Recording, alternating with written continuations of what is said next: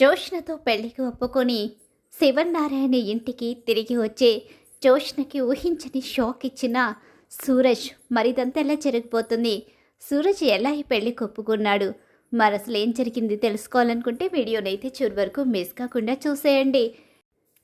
వంట చేస్తూ రాబోయే కథలో ఏం జరిగిపోతుందన్నది మీకు ఇప్పుడు వివరిస్తాను. చివరి వరకు మిస్ కాకుండా చూసేయండి. ఇక శివనారాయణ అయితే మాత్రం చెప్తూ ఉంటాడు, అసలు ఆస్తి విషయంలో ఇలాంటి నిర్ణయం ఎందుకు తీసుకున్నావని అడుగుతూ ఉంటాడు. నా కూతురు పెళ్లి జరగడం కన్నా నాకు ముఖ్యమేమీ కాదు. తన పెళ్లి జరగాలి, తను ఈ పెళ్లి చేసుకోవాలి, లేకపోతే తను ఒంటరిగా మిగిలిపోతుందని భయమేస్తుంది అని చెప్పేసి దశరథ అంటూ ఉంటాడు. ఈ పెళ్లికి నేను ససైమేర ఒప్పుకోనని చెప్పేసి జోష్నైతే లోపలికి వెళ్ళిపోతుంది. ఇక పారిజాతం అయితే చెప్తూ ఉంటుంది, ఒసే ఒసే నీకు చెప్పాను కదే, అంతగా నచ్చ చెప్పినా కూడా ఎందుకు ఇలా చేస్తున్నావు, ఈ పెళ్లికి ఒప్పుకోవే, ఒప్పుకుంటే నీకు చాలా బెనిఫిట్స్ ఉన్నాయి. మనం ఇప్పటి వరకు పోరాడింది ఆస్తి కోసమే, ఆ ఆస్తి నీ చేతికొస్తుంది అంటే ఒప్పుకోవడానికి ఏమైతే నీకు సురేష్కి పెళ్ళైపోతే ఆస్తి నీ చేతికొచ్చేస్తుంది కదా, అప్పుడు నువ్వు హ్యాపీగా ఉండొచ్చు. లేదు, ఇందులో ఏదో తిరకాసు కనిపిస్తుంది. తిరకాసు ఏంటే, మీ నాన్నకు మీ అమ్మకు దీపత వాళ్ళ సొంత కూతురన్న విషయం తెలియదు కాబట్టి ఇక నువ్వు పెళ్లి చేసుకుంటే చాలు అనుకుని మీ నాన్న వీలునామాని తిరగరాయించి మళ్ళీ నీ పేరు మీద ఆస్తిని మొత్తం రాసేశాడు. ఇక నువ్వు పెళ్లి చేసుకుంటే మనం అనుకున్న కోరిక నెరవేరిపోయినట్టే కదా. ఆ తర్వాత దీపే వాళ్ళ సొంత కూతురని తెలిసినా కూడా ఇక ఆస్తి విషయంలో ఎలాంటి మార్పులు ఉండవు. అప్పుడు మనం చేసిన పని ప్రయత్నం ఫలిస్తుంది. నువ్వు ఆ సూరజ్ గాడితో హ్యాపీగా ఉండొచ్చు. వాడు నన్ను ప్రశాంతంగా ఉండనిస్తాడు అనుకుంటున్నావా? వాడు నన్ను ప్రశాంతంగా ఉండనివ్వడు. అసలు వాడికి నా మీద ఉన్న పగ ప్రతీకారాన్ని తీర్చుకుంటాడు అని చెప్పేసి ఇక అంటూ ఉంటుంది జోష్న. ఈ పెళ్ళికి ఒప్పుకోవే, నీ జీవితం బాగుంటుంది, నా కల నెరవేరుతుంది అని పారిజాతం ఎంతగానో బ్రతిమలాడినా సరే జోష్న అంగీకరించదు. ఆ పెళ్లి చేసుకోవడానికి, సూరజ్ని చేసుకోవడానికి అస్సలు ఒప్పుకోదు జోష్న అయితే. కానీ ఇక్కడ సూరజ్ దగ్గరికి అయితే శివనారాయణ అలాగే దశరథ కార్తీక్ వెడతారు. సూరజ్తో జోష్న పెళ్లి గురించి మాట్లాడతారు. సార్, నేను దీనికి సిద్ధంగా లేను సార్. ఎందుకు సిద్ధంగా లేవు? నా మనవరాలు నీకు నచ్చలేదా? లేకపోతే మేమేమైనా నిన్ను ఇబ్బంది పెట్టామా? మేము నచ్చలేదా నీకు? ఎందుకలా అంటున్నావు? లేదు సార్, నేను ఒక అనాథని, ఒక అనామకుణ్ణి. మీ మనవరాలు గొప్పింటి అమ్మాయి, గొప్పగా బ్రతికిన అమ్మాయి. ఒక అనాథని మీ మనవరాలు ఎలా పెళ్లి చేసుకుంటుంది అని చెప్పేసి అంటూ ఉండి, కానీ నువ్వు అనాథవేంటయ్యా, నీకు మేమందరం ఉన్నాం. మా శ్రీధరు నిన్ను దత్తత తీసుకుంటాను అన్నాడు. తను ఇక నీకు తండ్రిగా నిలబడతానని చెప్పాడయ్యా. నువ్వు అనాథవి కాదు. లేదు, మీ మనవరాలు దృష్టిలో నేను అనాథనే. మీ మనవరాలు నన్ను పెళ్లి చేసుకోవడానికి అస్సలు ఒప్పుకోదు. నాకు ఇష్టం లేదు సార్, నన్ను బలవంతం పెట్టకండి. లేదయ్యా, నువ్వు మా ఇంటి అల్లుడివి కావాలని మేము ఎంతగానో ఆశపడుతున్నాం. ముఖ్యంగా సుమిత్ర ఇక నిన్ను జోష్నని కలపడానికి చాలా ప్రయత్నాలు చేస్తుంది. ఇది సుమిత్ర కోరిక కూడా. నువ్వు ఒప్పుకుంటావని ఆశతోనే మేము ఎదురు చూస్తున్నాం. నీకు ఒక అవకాశం ఇస్తున్నాం. సాయంత్రం వరకు నీకు మేము టైం అయితే ఇస్తున్నాం. నువ్వు మా ఇంటి వాడిగా ఉండాలి, మా అందరితో కలిసి ఉండాలి, మా మనవరాల్ని పెళ్లి చేసుకుని ఇక మాకు ఒక అండగా నిలబడతావని ఆశతో ఎదురు చూడాలి అనుకుంటున్నాం సాయంత్రం వరకు. నువ్వు కనుక మా మనవరాల్ని పెళ్లి చేసుకోవడానికి ఇష్టపడి ఇక నీకు మేం కనుక నచ్చుంటే, మేము నీ వాళ్ళమని నువ్వు భావిస్తూ ఉంటే సాయంత్రానికల్లా నువ్వు ఈ శివనారాయణ ఇంటికి తిరిగి వచ్చేస్తావు. నువ్వు నా మనవరాల్ని పెళ్లి చేసుకోవడానికి. లేదా ఇక మాకెవరికీ కనిపించకుండా దూరంగా వెళ్ళిపోతావు. ఈ రెండు నిర్ణయాలు నీకే వదిలేస్తున్నాం. ఆ తర్వాత నీ ఇష్టం. ఇంతకన్నా ఈ శివనారాయణ దిగజారి బ్రతిమలాడలేడు. ఈ శివనారాయణ హుందాతనానికే ఇప్పుడు దెబ్బ తలుగుతుంది అని చెప్పేసి శివనారాయణ, దశరథ, కార్తీక్ అందరూ వెళ్ళిపోతారు. ఇక ఇక్కడ ఆలోచించుకుంటూ ఉంటాడు సూరజ్ అయితే. తనని అనాథ అని తిట్టిన ఆ మాటలు గుర్తుకొస్తూ ఉంటాయి. హోసే, నేను వచ్చేసింది ఇందుకేనే. ఇప్పుడు చెప్తాను. అనాథ అనాథ అని నన్ను అవమానించావు కదా, ఇప్పుడు ఈ అనాథకే నువ్వు భార్య అవుతావు. ఆ తర్వాత కదా నీ సంగతి ఎలాగో నేను చెప్తాను అని చెప్పేసి ఇక సాయంత్రం వరకు వెయిట్ చేస్తాడు. సాయంత్రం సూరజ్ వస్తాడో లేదో అని చెప్పేసి అందరూ ఎదురు చూస్తూ ఉంటారు. ఏంటి వీళ్ళు ఇక్కడే ఉండి ఎదురు చూస్తున్నారేంటి?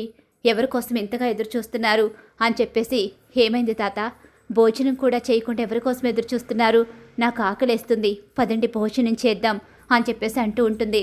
లేదమ్మా, ఒక ముఖ్యమైన గెస్ట్ కోసం ఎదురు చూస్తున్నాం కాబట్టి అతను వచ్చిన తర్వాతే భోజనం చేయాలి అనుకుంటున్నాం.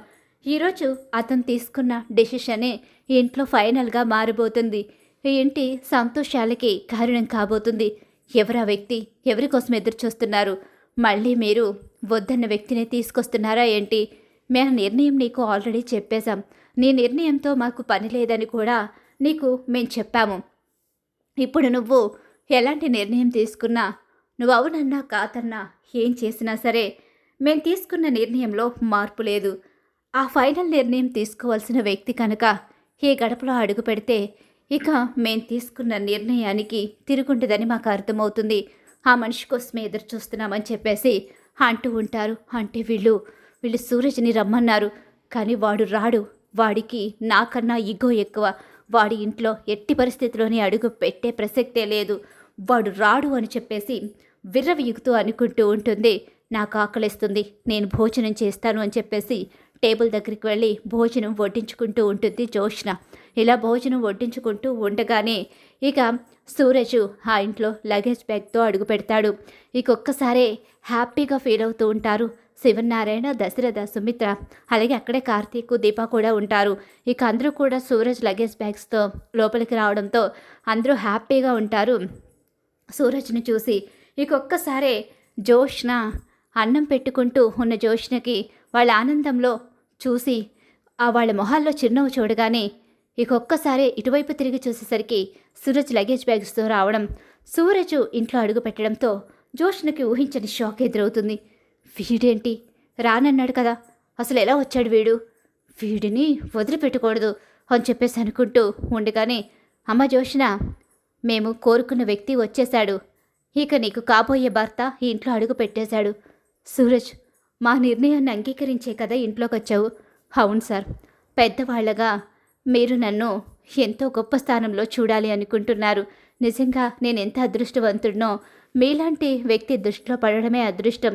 అలాంటిది మీలాంటి వాళ్ళు కోరి వచ్చి అవకాశాన్ని ఇస్తాను అంటే మీకు సేవ చేసుకుంటూ జీవితాంతం బ్రతకాలనుకుని నా కోరిక తీరుతుంది అని చెప్పేసి మీకోసం నేను ఈ ఇంట్లో మీ మనవడు, అదే మీ మనవరాలు భర్త స్థానంలో అడుగుపెట్టాను.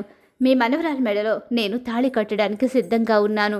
అది కూడా తనకు నచ్చి తను ఓకే చేస్తేనే నేను ఈ పెళ్లి చేసుకుంటాను. అదంతా మేము చూసుకుంటాం సూరజ్. ఇక నువ్వు మా మనవరాల్ని పెళ్లి చేసుకుంటానని ఈ ఇంటికి వచ్చావు, అదే మాకు సంతోషం అని చెప్పేసి అనేసరికి ఒక్కసారే జోష్నకి పెద్ద షాక్ ఎదురవుతుంది. ఒక్క నిమిషం జోష్నతో కూడా మాట్లాడతానని చెప్పేసి జోష్న దగ్గరికి వెళ్తాడు. హలో బంగారం, నోరు మూసుకో, లేకపోతే ఈగలు పోతాయి. ఏంటి వీడేంటి ఇంత పెద్ద దెబ్బ కొట్టాడు అనుకుంటున్నావా?